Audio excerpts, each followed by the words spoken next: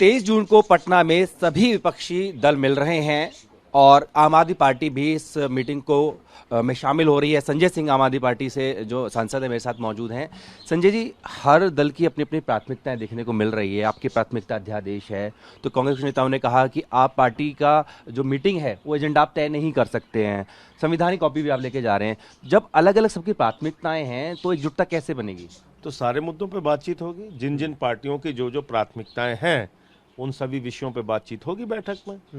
आम आदमी पार्टी का जो मुद्दा है वो हम लोगों ने सामने रखा है और उसमें तमाम विपक्षी दलों ने पहले भी समर्थन जताया। हमारा मुद्दा क्या है? हमारा मुद्दा है कि इस देश के संघीय ढांचे पर प्रहार हुआ है। हमारा मुद्दा है कि भारत के सर्वोच्च न्यायालय के ऊपर प्रहार हुआ है।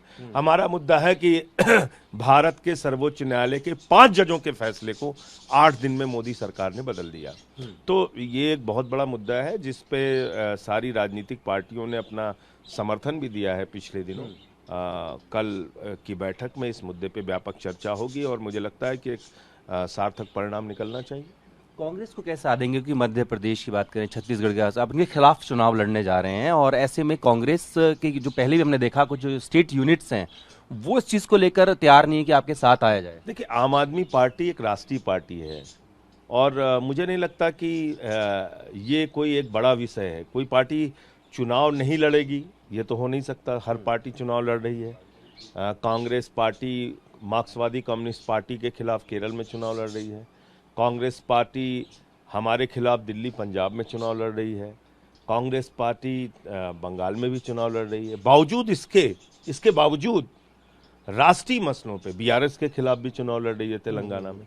राष्ट्रीय मसलों पे देखिए क्या हमारी भूमिका रहती है। जब भी अरुणाचल में कांग्रेस की सरकार गिराई गई हमने कांग्रेस का साथ दिया। उत्तराखंड में सरकार गिराई गई, गोवा में सरकार गिराई गई, कर्नाटक मध्य प्रदेश में सरकार गिराई गई, महाराष्ट्र में तोड़फोड़ करके सरकार गिराई गई, हमने कांग्रेस का साथ दिया। हमने कहा नहीं, लोकतंत्र पे हमला नहीं होना चाहिए, खरीद फरोख्त की राजनीति नहीं होनी चाहिए, ईडी सीबीआई का दुरुपयोग नहीं होना चाहिए, सरकारों को नहीं गिराना चाहिए। जब विपक्ष के उम्मीदवार के तौर पे कांग्रेस पार्टी ने मीरा कुमार जी को राष्ट्रपति के लिए खड़ा किया, हमने कांग्रेस पार्टी का साथ दिया। उपराष्ट्रपति के लिए मार्गरेट आल्वा जी को खड़ा किया, हमने कांग्रेस पार्टी का साथ दिया। किसान बिल पर हमने कांग्रेस पार्टी और सारे दलों ने साथ मिलकर लड़ाई लड़ी। तो ये तो आपको तय करना पड़ेगा कि जो राष्ट्रीय मुद्दे होते हैं, अंतर्राष्ट्रीय मुद्दे होते हैं, बड़े मुद्दे होते हैं, राष्ट्रहित के मुद्दे होते हैं, सीमा के राज्यों की सुरक्षा के मुद्दे होते हैं, उस पर तो आपको एक मंच पे आना ही चाहिए। संघीय ढांचे को बचाने के लिए आना ही चाहिए, एक मत होना चाहिए। बाकी राज्यों में कौन पार्टी किसके खिलाफ चुनाव लड़ती है वो बड़ा मुद्दा नहीं है मेरे हिसाब से। संजय जी, सवाल को मैं थोड़ा आगे बढ़ाता हूं। कांग्रेस ने अभी तक आपको मिलने का समय नहीं दिया है और अगर इस अध्यादेश बिल की शक्ल में जो राज्यसभा में आएगा रोकना है तो कांग्रेस का समर्थन आपको जरूर चाहिए होगा। अगर इस तरीके से अभी तक जिस तो रुख उनका दिख रहा है साथ नहीं मिलता है तो संख्या बल कैसे जुटाएंगे? देखिए, कांग्रेस पार्टी के गठबंधन में जो दल हैं उन्होंने भी समर्थन अपना दिया है आम आदमी पार्टी को। कांग्रेस का क्या मत है वो कल की बैठक से स्पष्ट हो जाएगा। कल बैठक में आ ही रही है कांग्रेस पार्टी। बैठक से पहले ही जो बीजेपी के नेता हैं वो कह रहे हैं कि आपने बारात तो इकट्ठी कर ली है लेकिन दुल्हा कौन है तय नहीं हो पा रहा है, तो बता दीजिए दुल्हा कौन है। भाजपाइयों को कुछ कहने का हक है। जिनके पुरखे जिन्ना की मुस्लिम लीग के साथ 3 राज्यों में सरकार बना चुके हैं, जो लोग अफजल गुरु को शहीद मानने वाली पीडीपी के साथ सरकार बना चुके हैं, जिनका कोई सिद्धांत नहीं, कोई मूल्य नहीं, दुनिया की सबसे भ्रष्ट और नफरत की सबसे बड़ी फैक्ट्री भारतीय जनता पार्टी, जिसको तो अब मैं भारतीय झगड़ा पार्टी कहता हूँ, पूरे देश में इन्होंने झगड़ा लड़ा रखा है। ये चाहते हैं देश बर्बाद होता रहे, लोग इकट्ठे ना हो, इनके खिलाफ इकट्ठे ना हो। ये देश की बर्बादी चाहते हैं। ये महंगाई बढ़ाएंगे, कोई ना बोले। ये अडानी के साथ मिलकर देश को लूटेंगे, कोई ना बोले। लाखों करोड़ पूंजीपतियों का माफ कर देंगे, कोई ना बोले। रेल, सेल, कोल इंडिया, हिंदुस्तान की तमाम संपत्तियां बेचेंगे, कोई आवाज ना उठाए। ये तो चाहती है बीजेपी। और ये बीजेपी को मतलब कुछ बोलने का हक है। जिस पार्टी में येदियुरप्पा हो, व्यापम घोटालेबाज हो, वाटर घोटालेबाज हो, जिस पार्टी का राष्ट्रीय अध्यक्ष रक्षा सौदे में दलाली खाने की सजा पा चुका हो, उस पार्टी को आज इस गठबंधन और एकता पे कोई प्रश्न उठाने का अधिकार है क्या?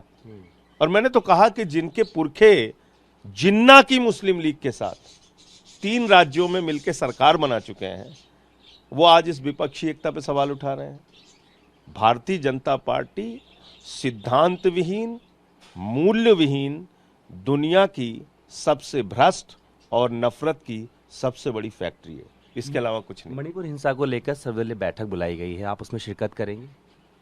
देखिए, मणिपुर की हिंसा के बारे में जो कदम केंद्र सरकार को उठाना था वो उन्होंने नहीं उठाया है। बैठक में शामिल होने नहीं होने के बारे में पार्टी के अंदर चर्चा करेंगे। प्रधानमंत्री विदेशी दौरे पर अमेरिका में है, इस दौरे को आप कैसे आंकते हैं? और खासकर अगर देखें तो जो उन्होंने गिफ्ट दिया खीरा, वो भी काफ़ी चर्चाओं में है।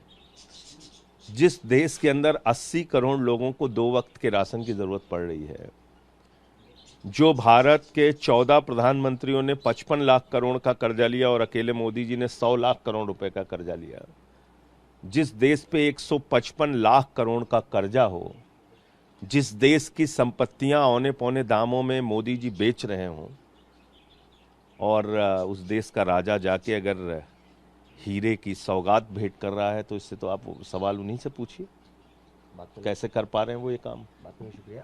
तो साफ तौर पर 23 जून को पटना के अंदर मीटिंग है और साफ तौर पर ये संजय सिंह भी कह रहे हैं कि हर पार्टी का अपना मुद्दा हो सकता है, तो सभी विषयों पर चर्चा हो जाए, लेकिन विपक्ष को अब एक साथ आवाज उठाने की जरूरत है। अपनी वीडियो की अशोक चौहान के साथ जितेंद्र भाटी।